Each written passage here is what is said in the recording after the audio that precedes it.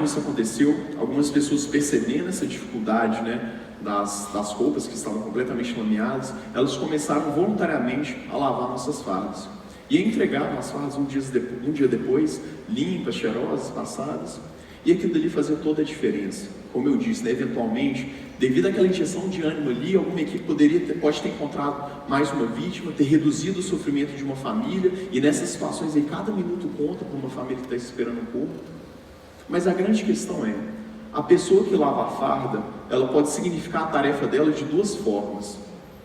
Ela pode achar que ela só está lavando uma roupa, que é uma atividade comum, ordinária, que existe de grandioso em lavar uma roupa, ou então ela pode perceber que ela efetivamente está ajudando a salvar vidas.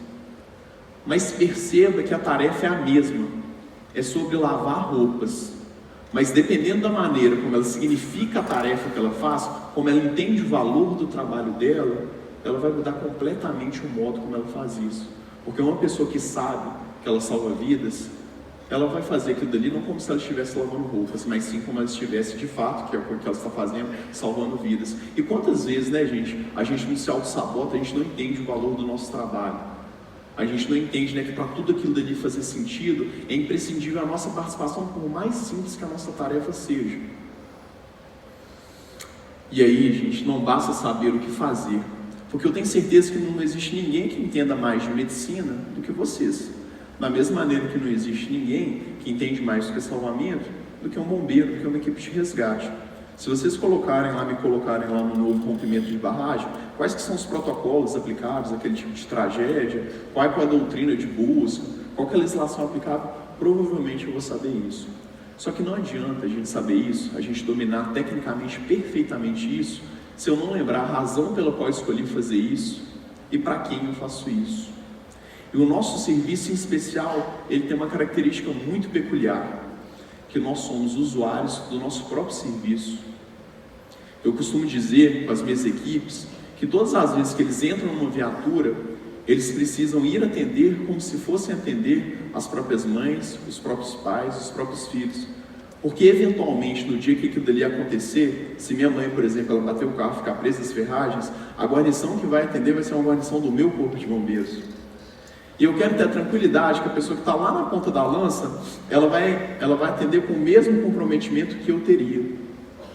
E nós, e na situação de vocês, né, de todos nós aqui, é a mesma coisa. Provavelmente, se a esposa de vocês, sua esposa, sua filha, se o filho de vocês ficar doente, eles vão procurar uma unidade, um médico operado da sua própria empresa, e perceba o valor disso. A responsabilidade que a gente tem em ajudar a estabelecer uma cultura de preocupação verdadeira, de preocupação legítima, de conexão com aquilo que é humano.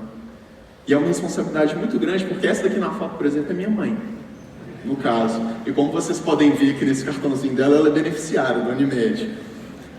E é pensar, gente, o tempo todo, que nós estamos lidando a todo tempo com pessoas que têm histórias como a da Dona Yolanda, com pessoas que têm a história como a da minha mãe, com pessoas que têm histórias como do seu esposo, da sua esposa, do seu filho, como você. E quando a gente consegue verdadeiramente colocar essas pessoas no centro da nossa atenção, a gente faz uma conexão muito verdadeira, que ressignifica a maneira como a gente trabalha e ressignifica o valor do trabalho para a gente. Uma pessoa que percebe isso, ela não vai para mais um dia de trabalho pensando, nossa, mas que inferno de plantão, mais um plantão, nossa, que coisa chata. É ter, gente, a noção de que muitas vezes nós seremos as pessoas mais importantes no dia mais difícil de alguém. Como eu disse, é o dia que uma pessoa ali vai perder o esposo ali numa mesa de cirurgia ou num acidente de carro. É o dia ali, às vezes, que uma mãe vai estar ali com o filho passando por uma cirurgia difícil, ou então numa situação ali que está sendo transportado por uma aeronave nossa. E aí vocês imaginem, se além da pessoa estar passando pelo dia mais difícil da vida dela, ela ainda tem que lidar com a nossa falta de paciência, com o nosso cansaço, com a nossa falta de boa vontade, justamente porque a gente se esquece, a gente não consegue se conectar a isso. E aí, para fechar, gente, essa é uma frase que é utilizada pelos capacetes brancos da Síria, é uma frase baseada no Corão, que é salvar uma vida é salvar toda a humanidade.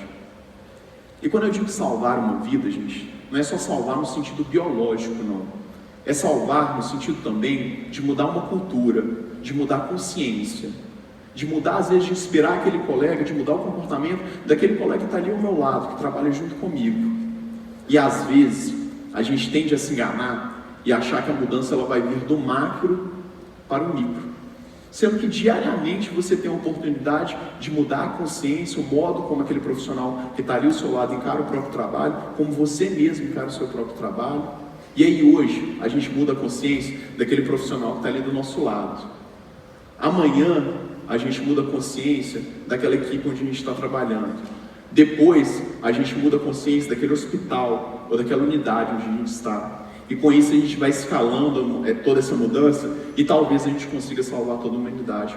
E mesmo se a gente não conseguir salvar, gente, no mínimo, a gente vai ter feito a diferença para as pessoas que mais importam para a gente, que são as pessoas que estão do nosso lado.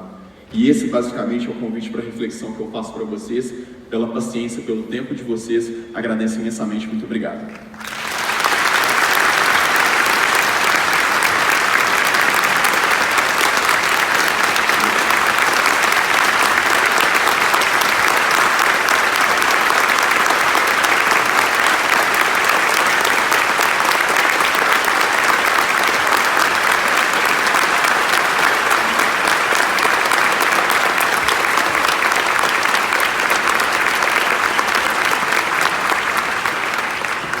Parabéns, Pedro, pelo trabalho belíssimo, importantíssimo, e muito obrigada pela apresentação.